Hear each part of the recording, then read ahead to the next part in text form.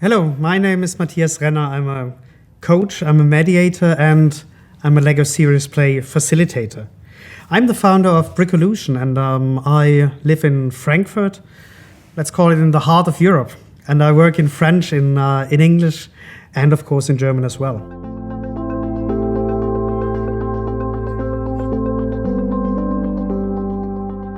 That's an interesting question indeed. Thank you very much for this. So let's have a look how Lego Serious Play works. What do you do when you do Lego Serious Play? So Lego Serious Play is a guided method, and there is a person which is called a facilitator, which guides through the workshop. Now this person, the facilitator, asks a question, and the participants, they build an answer as a model with the bricks. So, for example, this could be a situation how it is in some teams. So you have people, and maybe they're extroverted, you don't know, but they stick together and they exchange a lot, and they know everything or lots of things about themselves.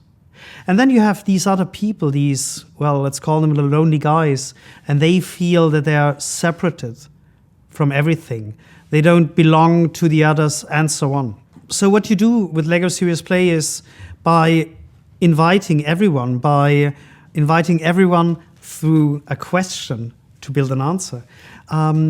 Everyone builds again, and everyone shares afterwards a story, a few words about the model, what he or she built. And with this process, you make sure that everyone, introverted people, extroverted people, they all participate. They are all heard. They all get a voice. And if this is the case, if people are understood, if people participate, if they can bring their own ideas, their own opinions and emotions to the table, this is where real creativity starts, because people start to learn from each other. This is the one thing. And the other is, it's Lego.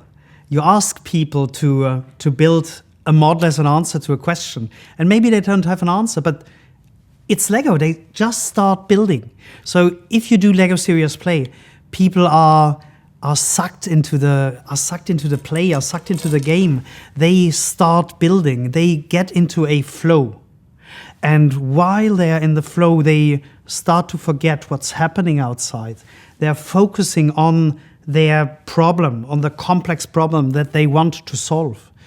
They are really working on it. And it's a complex problem. And what do you do with complex problems is usually you want to try out what happens if you do something. But if it's in reality, you can't do that. And this is where the play comes in again. In play, you can test crazy solutions maybe, but it's interesting what the outcome is. And this is what you can do with the play. So yes, more creativity and less barriers, because you're free, whatever you do, because it's not realistic. And it is realistic at the same time.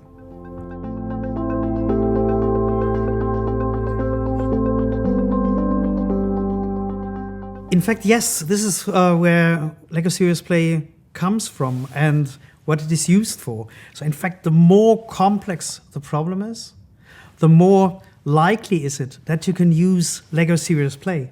And why is that? The reason is that you have all the opinions, all the answers, all the ideas, maybe all the emotions, whatever it is, from all the participants who are in the room, who participate. You have all these answers, these models on the table. And the nice thing about it is none of the answers are judged. Nothing is interpreted. So this means you have all these models on the table, and everyone participates, everyone contributes. So you have all these different perspectives, and these all come together into the common solution that you develop. And yes, you can use Lego Serious Play. Actually, you use Lego Serious Play to find these solutions to the complex problems. I mean, it was developed to develop a real-time strategy for the enterprise. This was how Lego Serious Play started. It was a method which Lego used to get out of their situation, which was not that good in the late 80s, in the early 90s. But Lego was able, by using Lego Serious Play, to change their way of making business, of making money, and this is what helped them.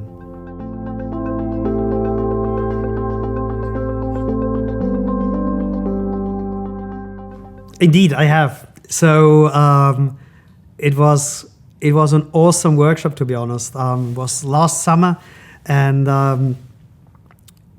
there was a company, and I was there with the CEO and 6 senior vice presidents, and their challenge was that within their company they had a structure for about 100 people, 100 employees.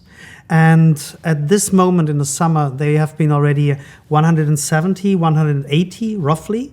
And the goal is to grow to a size of 600, 800 employees next year. So they asked themselves, how should our organization look like?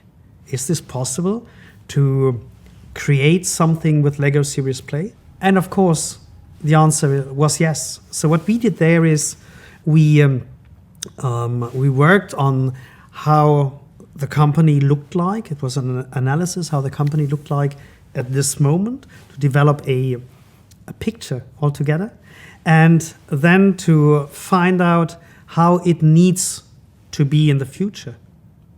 What are the values, for example? What are distinct characteristics? What is necessary? What are the beliefs, maybe, of the people who participate, who work at this company?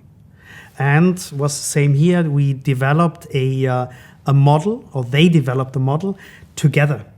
So this is something which is called a shared model, means a common solution where everyone, literally everyone who is in the room participates. And it's not a compromise. It's going a lot further. And then we had a quick round.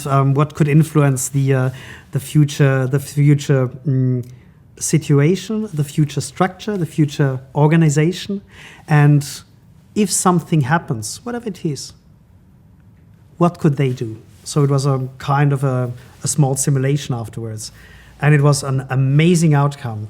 So we played for 1.5 days, and the next day afterwards, they started 5 initiatives to get into the future.